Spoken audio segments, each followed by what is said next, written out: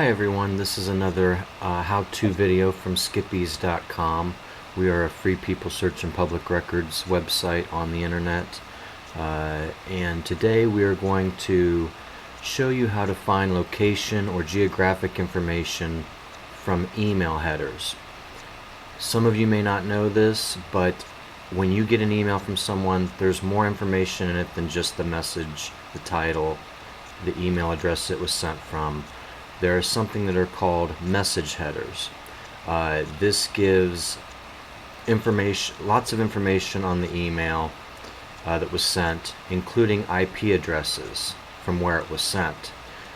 Two of the websites we're going to use, if you want to if you want to pause the video and write these down, we're going to use support.google.com/mail/answer/22454, and what that's going to do is give you all the information that you need to find message headers for your web mail that you may use, whether it's Google Mail, Hotmail, whatever.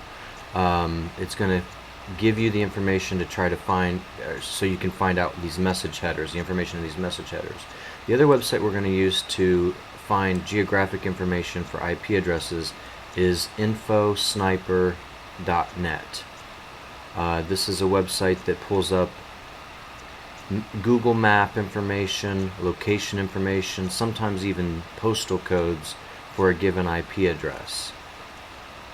So let me get started here with the first website. Is on Google. It's the message header information site I gave you earlier. This shows you how to find the message headers in Gmail, AOL, Excite Webmail, Hotmail, Yahoo Mail. Also, if you use an email client like Apple Mail, Mozilla, Opera, Outlook Express, this gives you the information you need to find that information in your email. As it says here, message headers contain tracking information for an individual email detailing the path a message took as it crossed mail servers. Okay, so let me give you an example. I get spam mail from this Chinese email address regularly.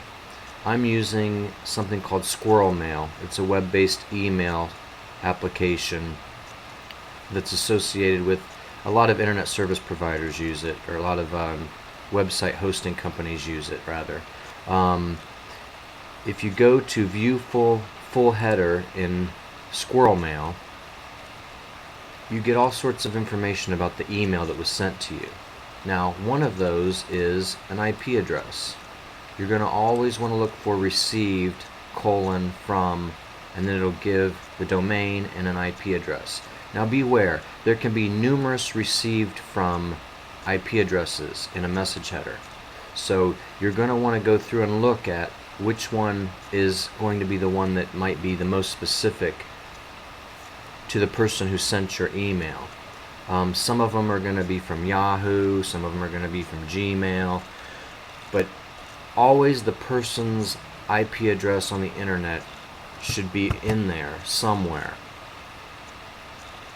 as long as they're not cloaking their IP address. If you go to some of these websites or use a software program like Tor, your IP address is going to be cloaked. Their IP address is going to be cloaked, rather, when they send it to you. So, for instance, I looked up this IP address, 218.78.214.8, and on InfoSniper it comes up as Shanghai, China. Provider is China Telecom Shanghai. It gives the host name, gives a time zone, city, what they would consider a state anyways. China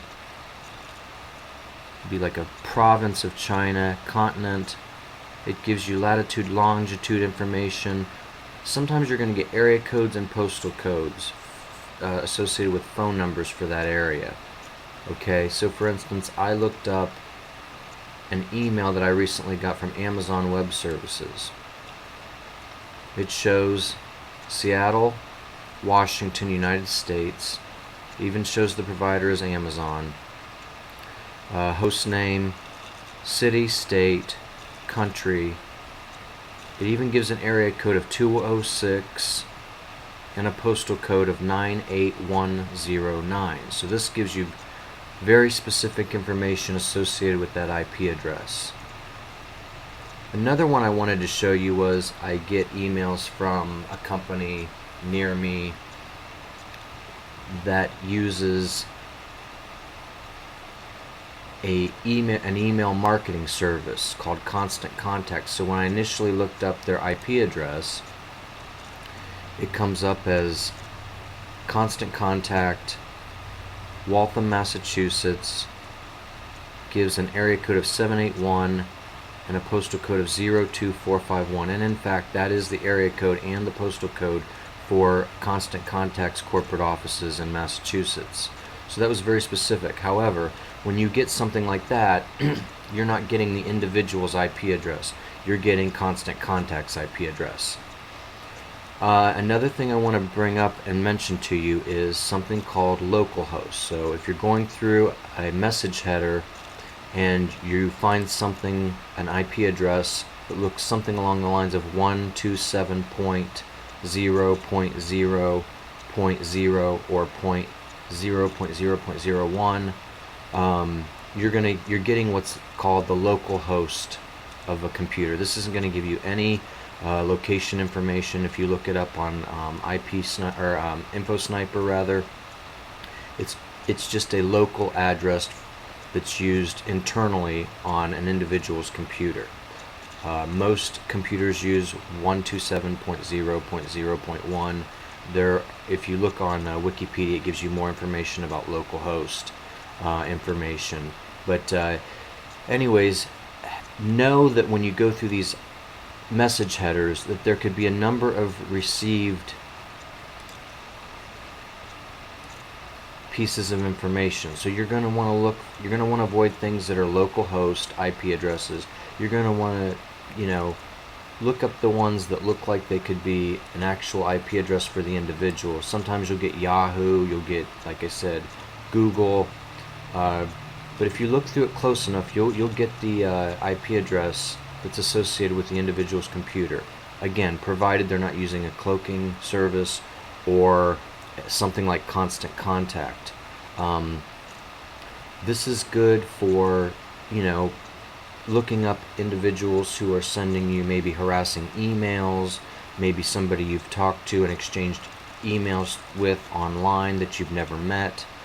This can give you at least a general idea of where that computer is located. Again, however, it's not foolproof. You just have to test it out. When you first go to InfoSniper, it's going to pull up your IP address and give the location. So that'll be interesting for you to compare what InfoSniper has about your IP address to your actual location and your actual service. But again, infosniper.net, and then if you want to look up how to find the message headers for your webmail or your software program, you can Google it, or you can go to the Google address I mentioned earlier.